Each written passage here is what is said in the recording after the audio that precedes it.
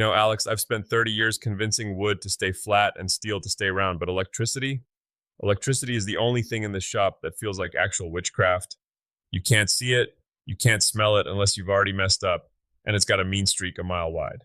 Is this about the lawnmower again? Because I remember you trying to jumpstart it with a car battery and nearly launching the deck into the neighbor's yard. We don't talk about the great deck launch, but it proves my point.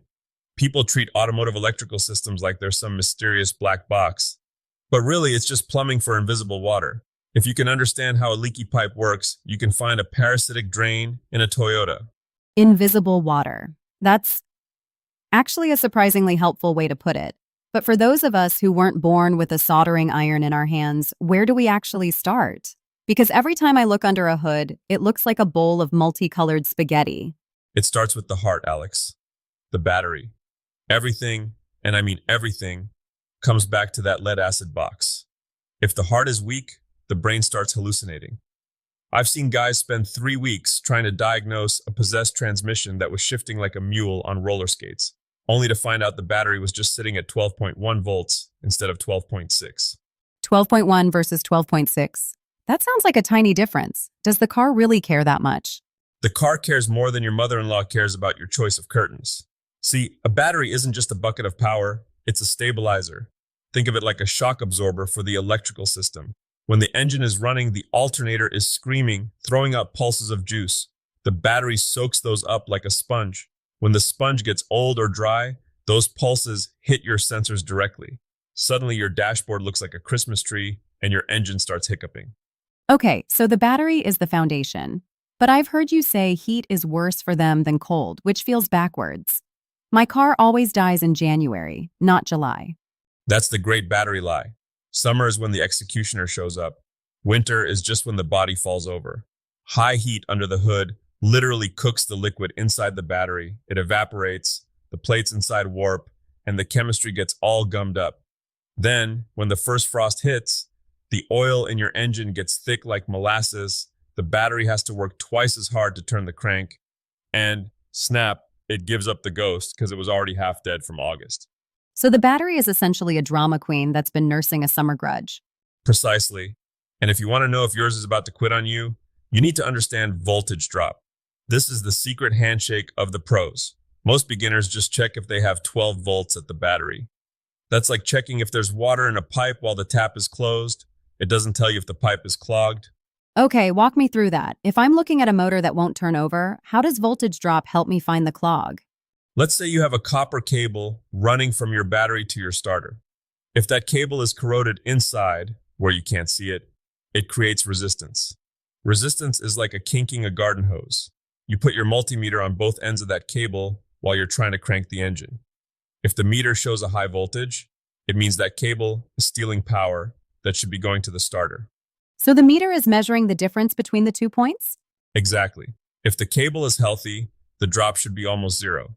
If the cable is junk, the meter will show you exactly how much juice is getting lost in the clog. It's the most honest test in the shop. It doesn't care about your feelings or what the manual says.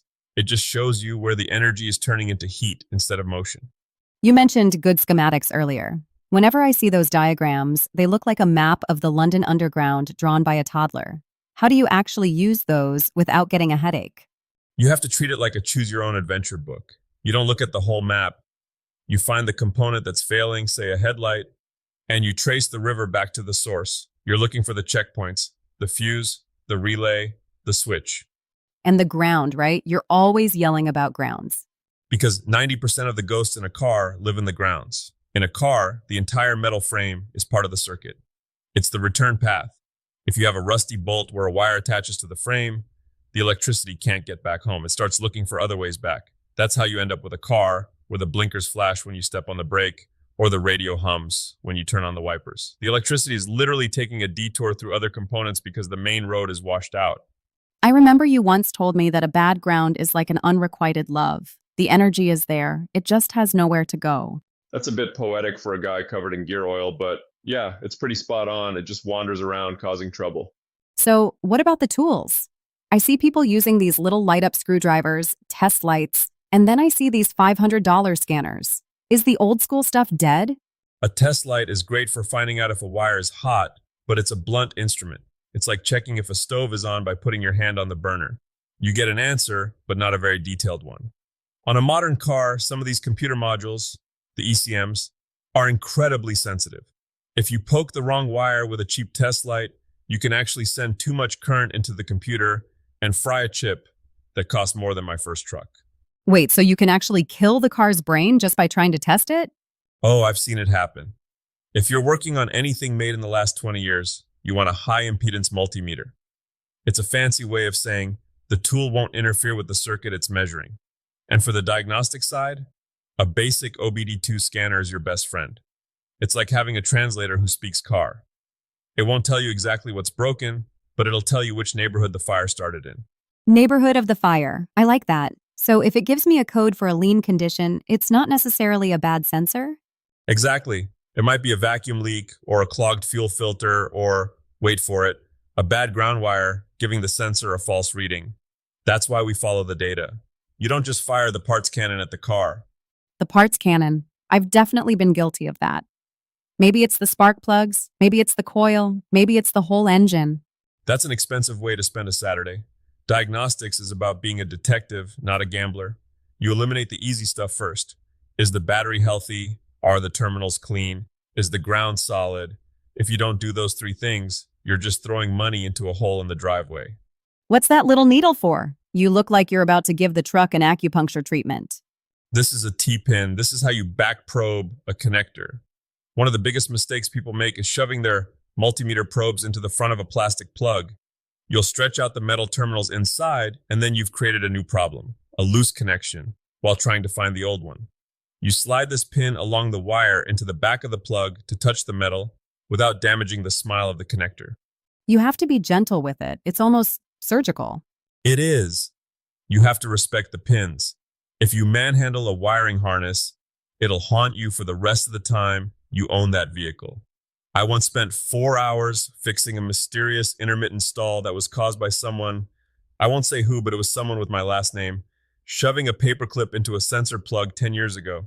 The past always comes back to bite you in the workshop. At the end of the day, electrical work is just about patience. It's about not assuming anything. If you treat the system as a series of simple loops instead of one giant monster, it starts to make sense. You check the source, you check the path, and you check the return. So, the big takeaway for me, don't blame the computer until you've checked the battery and the bolts holding the wires to the frame. You got it. Most miracles in auto repair are just someone finally cleaning a rusty ground connection. It's not as sexy as a high-tech sensor swap, but it's what keeps the wheels turning. Well, I'm still not letting you near my lawnmower with those jumper cables. Fair enough. But hey, if the headlights on your car start dimming when you turn the radio up, you know who to call. Just bring coffee and maybe some extra fuses. Deal.